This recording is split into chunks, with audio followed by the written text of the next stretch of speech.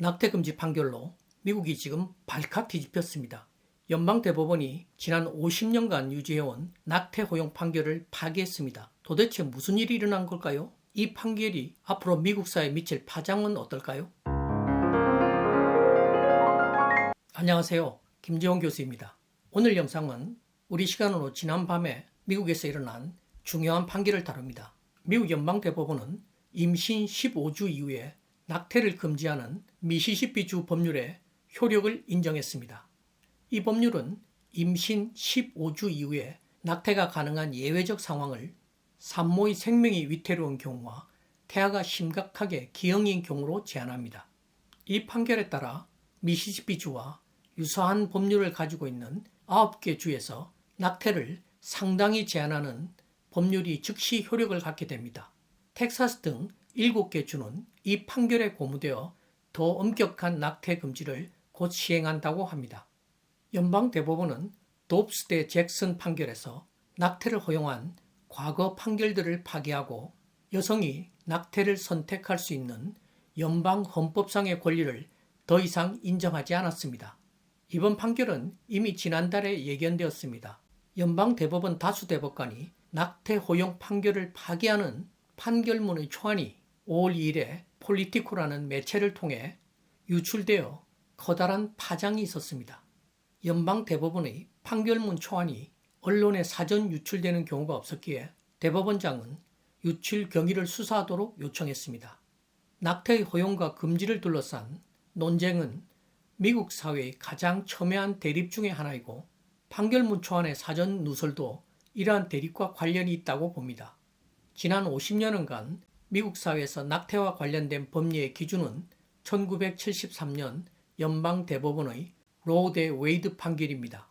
이 판결은 여성이 출산과 낙태를 스스로 결정할 권리를 연방헌법의 해석을 통해 인정했습니다.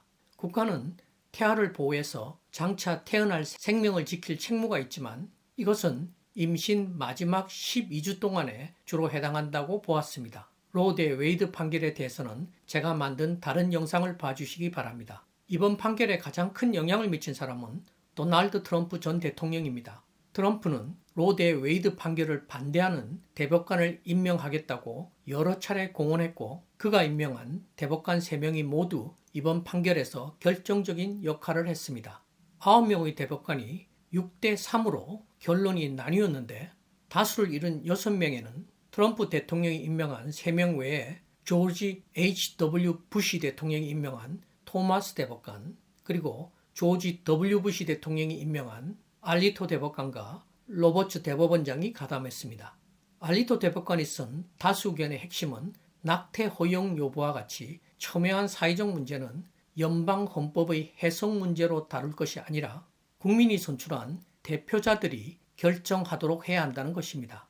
다시 말해 50개 주 각각이 주의회의 입법을 통해 결정하도록 허용한 것입니다. 반대 의견을 낸 브라이어 등 세 대법관들은 이 판결이 여성의 헌법상 평등권을 심각하게 침해했을 뿐 아니라 연방 대법원의 정통성에도 커다란 손상을 입혔다며 유감을 표했습니다.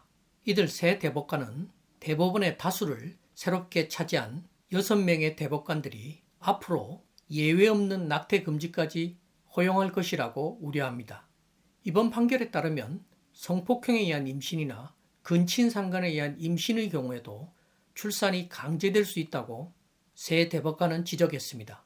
다수 의견에 별도의 동조 의견을 쓴 토마스 대법관은 이 판결의 법리에 따라 그동안 연방 대법원이 분명히 잘못 결정한 판결들을 바로잡아야 한다고 주장합니다. 그는 성소수자의 보호, 동성결혼의 인정, 피임기구 사용의 합법화 등에 관한 연방 대법원의 과거 판결이 잘못되었다고 비판했습니다.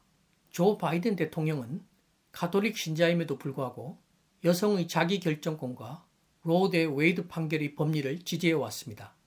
그는 이번 판결에 대해 극단적 이데올로기의 실현이고 연방 대법원의 비극적 실수라고 혹평했습니다. 우리나라의 관련 사항을 잠깐 볼까요?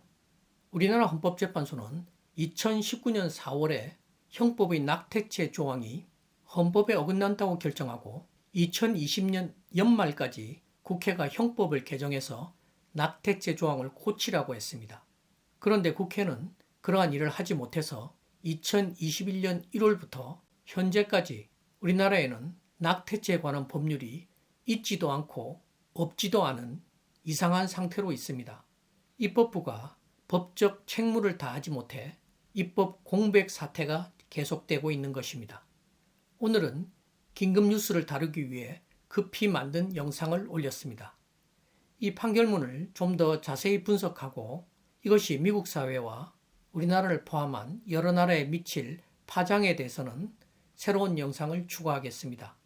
여러분의 많은 시청과 구독을 기대합니다. 감사합니다.